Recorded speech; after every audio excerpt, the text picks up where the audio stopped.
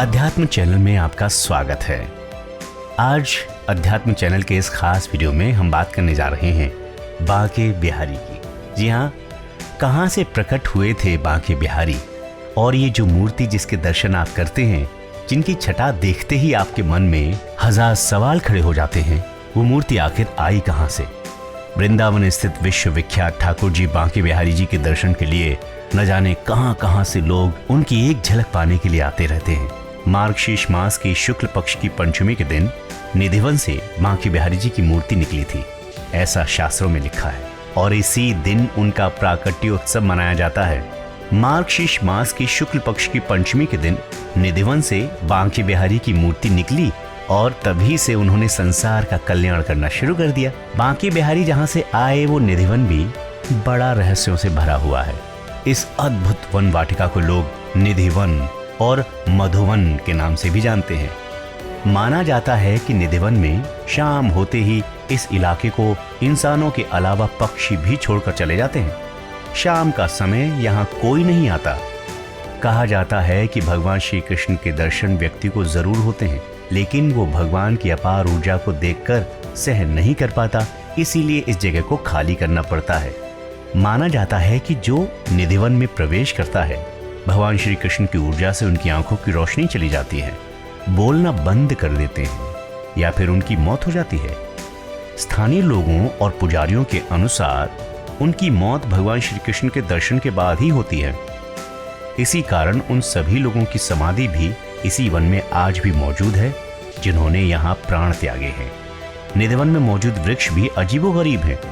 निधिवन के वृक्ष के तने सीधे नहीं हैं, बल्कि इन वृक्षों की डालियां नीचे की ओर झुकी हुई हैं और आपस में मिली जुली सी प्रतीत होती हैं, जैसे वो हाथ में हाथ डालकर नृत्य करने को तैयार खड़ी हैं। मान्यता ये है कि निधिवन की सारी लताएं गोपियां बताई गई हैं, जो एक दूसरे के साथ खड़ी हैं, हाथों में हाथ डालकर।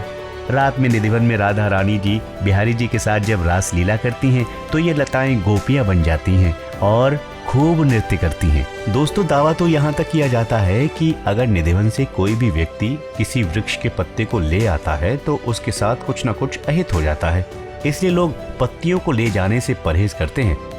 और यहाँ से जब निधिवन को देखने के बाद दिन में वो वापस जाते हैं तो अपने हाथ, पैर, बैग सब कुछ चेक करते हैं कि कहीं कोई पत्ता तो नहीं लगा है। माना जाता है कि निधिवन में भगवान श्री कृष्ण, राधा और गोपियां संग रासलीला के बाद यहाँ स्थित रंग महल में विश्राम करते हैं, इसलिए शाम के समय रंग महल में उनके लिए एक लोटा पानी और पान के खाने का इंतजाम किया जाता है।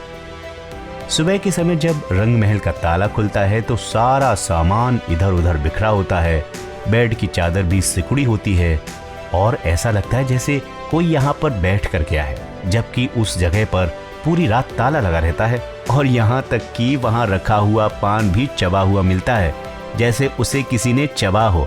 ये आज भी रहस्य बना हुआ है, आखिर ऐसा हो कैसे सकता है। निधिवन शाम 7 बजे की आरती के बाद खाली होना शुरू हो जाता है और रात के 8 बजते बजते पूरा इलाका वीरान हो जाता है। यहाँ तक कि पंडित और जानवर भी इस इलाके को खाली कर देते हैं। बड़ी विचित्र महिमा है बांके बिहारी की। अगर आप भी वृंदावन जाते हैं या ब्रज के किसी भी गांव में जाते हैं घूमने के लिए, या फिर बांके बिहारी जी के दर्शन के लिए जाते हैं, तो एक बार आप निधिवन भी जाकर देखिए। वहाँ के ऐतिहासिक पलों का आनंद भी लीजिए और वहाँ की लता पताओं को देखकर ये महसूस कीजिए कि क्या वाकई वो आनंद वहाँ है। और निश्चित तौर पर ये मैं कह सकता हूँ कि आप उस आनंद को जरूर महसूस करेंगे और आपको जरूर लगेगा कि इससे सुंदर जगह तो कोई हो ही नहीं सकती। आपको ये वीडियो कैसा लगा जरूर बताएं कमेंट सेक्शन में, और अध्यात्म टीवी को आप सब्सक्राइब कीजिए। इस तरह के वीडियोस हम आपको हमेशा लाते रहेंगे, और इसके अलावा हम इस चैनल पर आपको बहुत सारे प्रोग्राम्स की एक श्रृंखला तैयार कर रहे हैं जो आपको भक्ति में सराबोर कर देंगे। तो फिर इस चैनल को सब्सक्राइब कर लीजिए, ताकि भविष्य में जब भी हम इस तरह के कोई कंटेंट डालें तो आपको तुरंत पता चल जाए। नमस्कार।